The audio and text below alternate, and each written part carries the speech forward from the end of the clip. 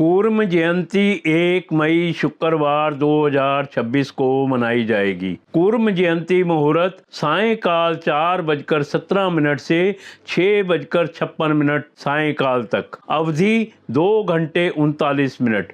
पूर्णिमा तिथि प्रारंभ 30 अप्रैल 2026 को रात्रि 9:12 से पूर्णिमा तिथि समाप्त 1 मई 2026 को रात्रि 10:52 तक। कूर्म जयंती भगवान विष्णु के कूर्म अवतार के जन्म की वर्षगांठ है। कूर्म अवतार सतयुग में भगवान विष्णु का द्वितीय अवतार था। हिंदू पंचांग के अनुसार वैशाख शुक्ल पूर्णिमा को कूर्म जयंती मनाई जाती है। कूर्म अवतार में विष्णु जी एक कच्छप के रूप में प्रकट हुए थे। मान्यताओं के अनुसार भगवान कूर्म की आराधना करने से समृद्धि एवं दीर्घायु की प्राप्ति होती है। इस अवसर पर तीर्थ स्नान एवं दान आदि कर्मों का भी विशेष महत्व होता है। पद्म पुराण के अनुसार जिस समय समुद्र मंथन किया जा रहा था तब कोई ठोस आधार ना होने के कारण मंदराचल पर्वत डूबने लगा था। उस समय विष्णु जी ने कूर्म रूप में अवतरित होकर मंदराचल पर्वत को अपनी पीठ पर धारण किया था। कूर्म अवतार को कच्छप अवतार के नाम से भी जाना जाता है।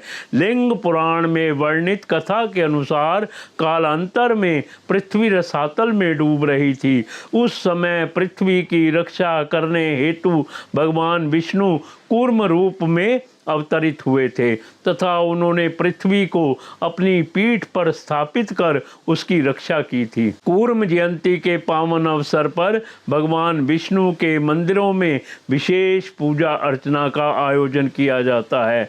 इस दिन वैष्णव जन भगवान कूर्म के निमित्त एक दिवसीय उपवास का पालन करते हैं तथा कूर्म पुराण एवं श्री विष्णु सहस्त्र नाम का पाठ करते हैं।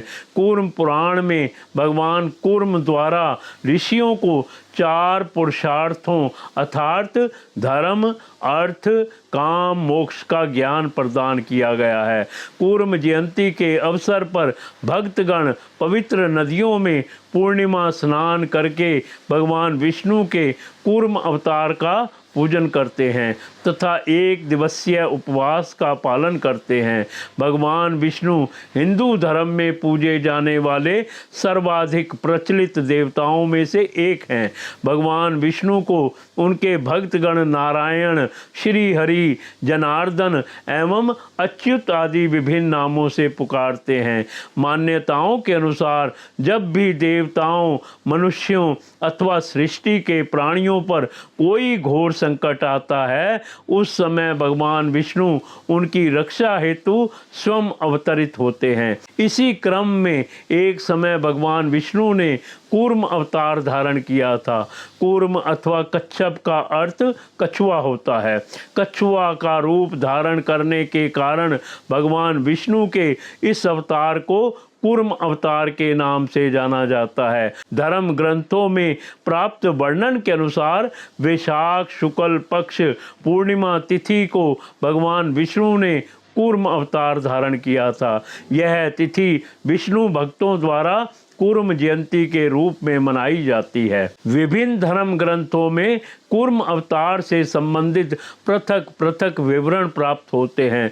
श्रीमद् भागवतम में वर्णित कूर्म अवतार की कथा के अनुसार यह भगवान विष्णु का 11वां अवतार है, किंतु नरसिंह पुराण में कूर्मावतार को भगवान विष्णु के द्वितीय अवतार के रूप में वर्णित किया गया है।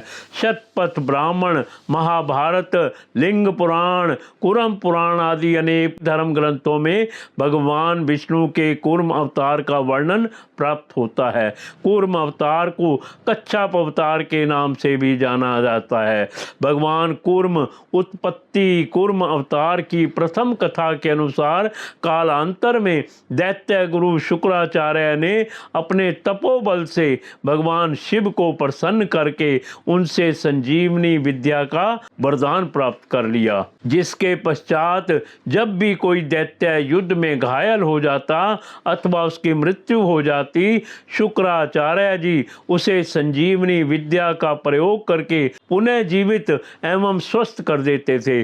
संजीवनी विद्या का चमत्कार देखकर दैत्यराज बलि ने असुरों की विशाल सेना सहित देवताओं पर आक्रमण कर दिया। देवता ज्यों ही असुरों का वध करते, दैत्य गुरु शुक्राचार्य उन्हें पुनः जीवित कर देते थे। संजीवनी विद्या के कारण असुरों ने देवताओं को पराजित कर दिया था तथा इंद्र को स्वर्ग लोक से निष्कासित कर राजा बलि ने अपना शासन स्थापित कर लिया। इस घोर संकट की घड़ी में कोई अन्य मार्ग ना होने पर समस्त देवतागण भगवान श्री हरि विष्णु जी की शरण में जा पहुँचे तथा उनसे अपने प्राणों की रक्षा हेतु प्रार्थना करने लगे। भगवान विष्णु ने देवताओं को असुरों के साथ मिलकर समुद्र मंथन करने का सुझाव दिया ताकि समुद्र से अमृत प्राप्त कर देवताओं को चिरंजीवी किया जा सके। यद्यपि आरंभ में असुर समुद्र मंथन में सम्मिलित होने को तैयार नहीं थे, किंतु देव ऋषि नारद द्वारा समझाने के पश्चात असुर समुद्र मंथन हेतु तैयार हो गए। अति विशाल समुद्र का मंथन करने हेतु मंदराचल पर्वत की मथानी तथा वासुकी नाग की रस्सी बनाई गई, किंतु ज्यों ही समुद्र मंथन हेतु मंदराचल पर्वत को समुद्र में लाया गया, कोई आधार न होने के कारण वह डूबने लगा। समुद्र मंथन का कार्य बाधित हो गया।